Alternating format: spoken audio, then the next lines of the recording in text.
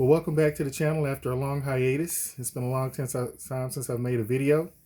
Just been busy with life, but I had something pretty cool and exciting to show you today. Basically, I finally did a brook mod on my Madcatz Te. And basically, my old PCB bit the dust on me one day. I was playing and bit the dust. And I went about a year and a half and I went back to my old fight stick, the original Madcatz Te. The original Madcatz Te. And as good as that stick is, it is old. It's like 15 years old, and the buttons, everything still works, but man, that stick is falling apart. I mean, it has seen many, many moons. And I needed to get my Madcatz Te back in order. So I finally got it back in order, and I actually got all the buttons working. So I wanted to show you my buttons here right now. So you see the X, the 0, square, triangle. And then you have your, maybe you can see that at the top left, the left trigger, right trigger, and then, left, whatever that is.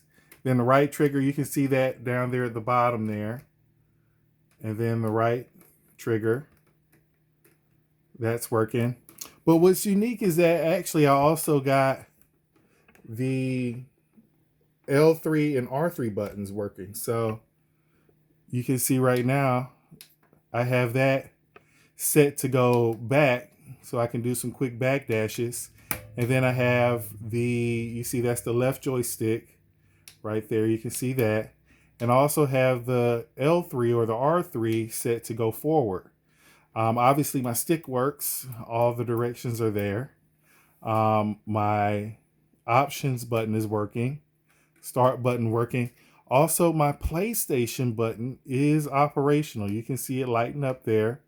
And I even got the left stick button to work. So you can see that is lighting up right here. This button right here is what's lighting up right now. I wish I could show it at the same time. And I could get this button working. You still have the turbo spot left open, and maybe I can remap that. The only thing I really couldn't get working was the touchpad.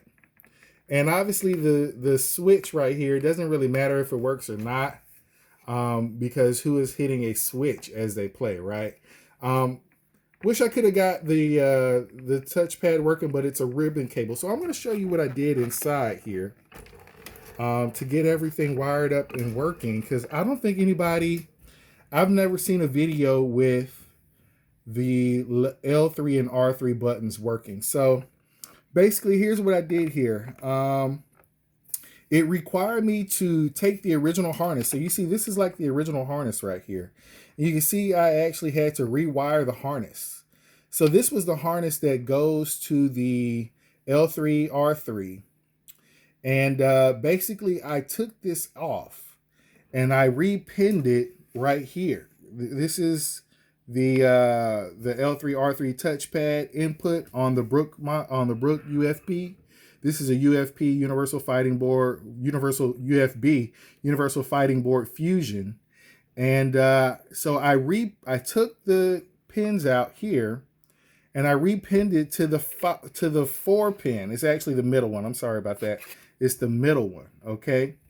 And I repinned that, and I took the ground from that connector and I connected that ground here to the first ground on the board.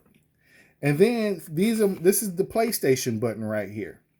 So I took the pins out of the PlayStation, out of the connector that connected to, so underneath here, if you see the connector in the back there, all those wires going in there. So that was originally for the lock and the stick selection switch. But I took that out and I repinned it to the 4 pin, and I connected that here. So I'm sorry if I'm not explaining this too well. And I've put everything back together, so it is hard to see. And maybe you notice I had the LEDs working on the top tier too. Now, Are they in the right place? No, they are not in the right place, but that is your player 1, 2, 3, 4 LED. And basically, I took the original harness that was going to the LEDs and I just plugged it straight up into the 1, 2, 3, 4, and it does work. It does work. It does give me illumination. So it's nice to have that illumination because it lets me know that the stick is on from the outside without having to open up the inside of the case and see the blue LED. So yeah, basically, if you should keep your original harness. And if you keep your original harnesses, you can depin them and repin them and get basically every button in your TE operational. So I hope that was helpful. I hope this gives you some ideas on how to rewire your Madcatz TE for universal operation with the Brook board. It's going to take a little bit of work. It's going to take a little bit of work. It's going to be hacky, but I think I got it pretty clean. If you notice, I even maintained all the original covers. So all the original covers are still in there. You've got the start select cover. You've got the cable cover, the USB cable cover, and then the original PCB cover.